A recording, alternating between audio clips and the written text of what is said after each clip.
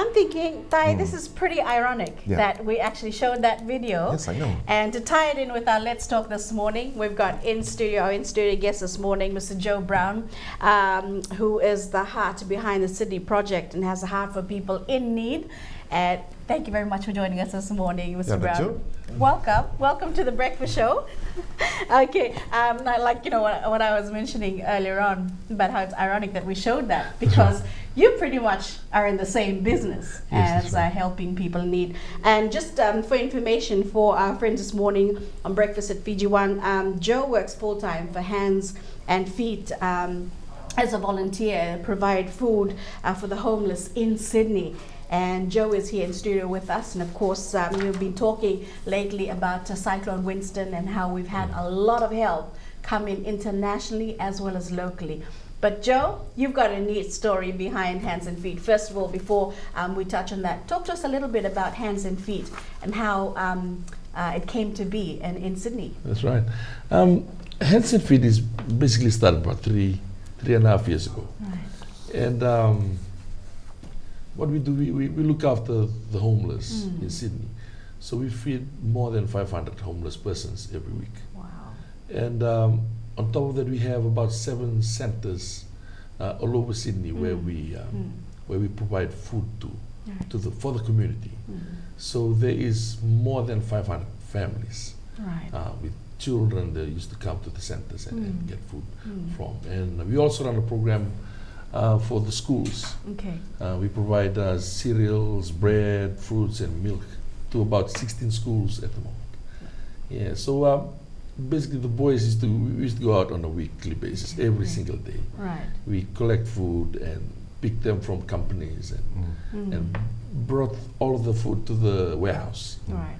And that's where we sort them out and then we distribute it again. To the community. How many warehouses do you have, Joe? Currently, we have one. Okay. We're looking to purchasing another bigger one because we ran out of room on the one that we have currently, because we run the Sydney side, and we also got the Cyclone Winston donation coming in. So we pretty much ran out of room. I just got a call yesterday, and the boy said, "So we got enough stuff to send another 40-foot container to Fiji." So donations and the generosity of the people all over, different colors and different people. They just walk into the warehouse and give me a call. Say, "Joe, we want to give something for the people of Fiji." So it's amazing, just to know that there are people who really care about our little island. Yeah. So being a Fijian yourself, this probably was touching for you, to get that much response from people of all walks of life, different races, contributing to this relief work. How did it initiate in the beginning, for you to do something for your people back home? I've always been doing that. I've always, I think about a year and a half ago, I sent in a container, a 20-foot container to help the schools. I think there were a few schools that we provide libraries to, school furnitures. Fiji is always, you can take a person out of Fiji, but you always remain, So it's always been my heart to do something back home. And that's basically a lot of the things that we do, just try to help back home and share with the abundance that we have abroad. And send stuff over to help. Yeah. So just give us some logistics. So you've got the number of containers that have come in. From here, how have the distributions been done? Okay, we've been working with DISMAC, and there were some allocated, villages and places where we've got the list of them. And the flood now just holds us back a little bit. But I think by the weekend we should be moving out and do all these allocated areas and try to distribute all the stuff. Yes. And because I also got some friends back in Sydney who wanted to send stuff over as well. Yeah.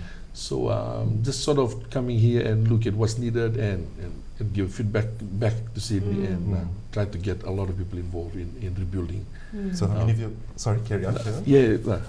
How many of your team members are here? Only myself. Okay. Yeah, only myself this time. But when I go back, then that's when I will be sending in carpenters and building materials are coming in on the next container. So So you Yeah. basically just come to scout, Just to scout and see what's then, really go needed. back and Yes. give word on what's needed so Yes. that more help can come in. Yes. Now, Joe, you've got a really neat story, Thai, and when Joe was Okay. telling me about this, I was like, wow. So I know that you visited some schools already, Yes. talking to them about your life experiences. You went to Sydney at a very young age. Yeah. I went to Sydney when I was still 17, and young.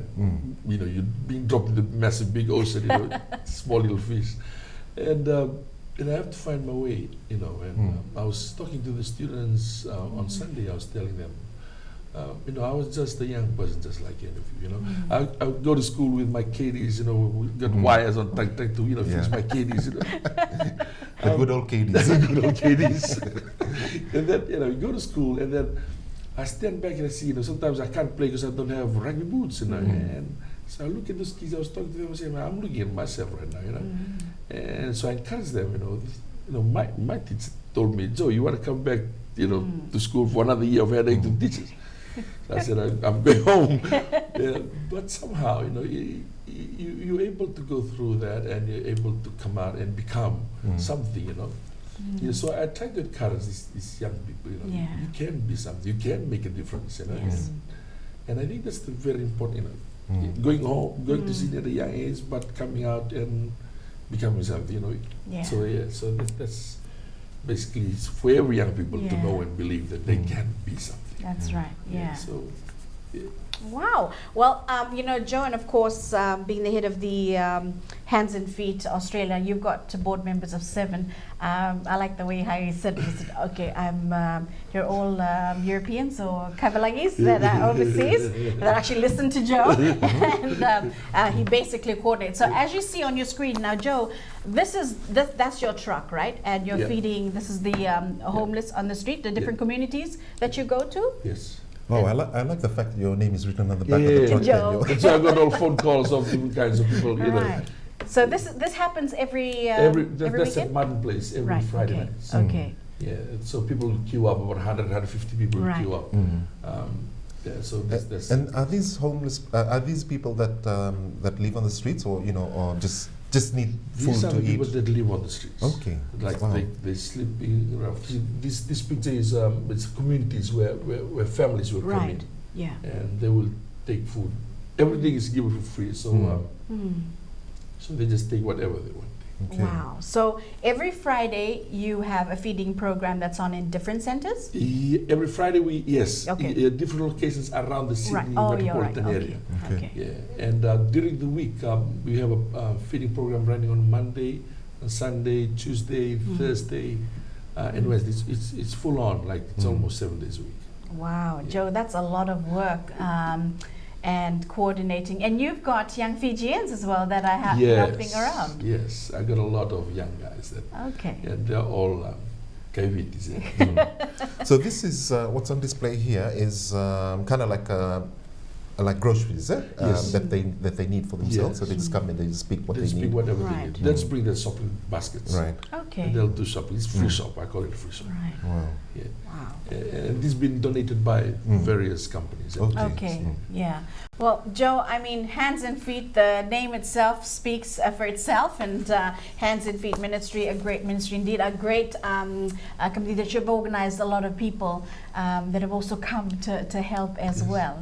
And so Joe is currently here and is working with DISMAC to distribute all the stuff that people have actually put together in Australia, everybody that's given in Sydney. That's right. And of course, you're coordinating the work on the grounds here. Yeah. And when he heads back to Sydney, he'll come back with more. But Joe, That's right. a great story indeed, and you. one that we are glad to have on breakfast. Thank you so much for It's a coming on the pleasure. show and talking to us about this. And of course, we hope to see you next time. Thank you.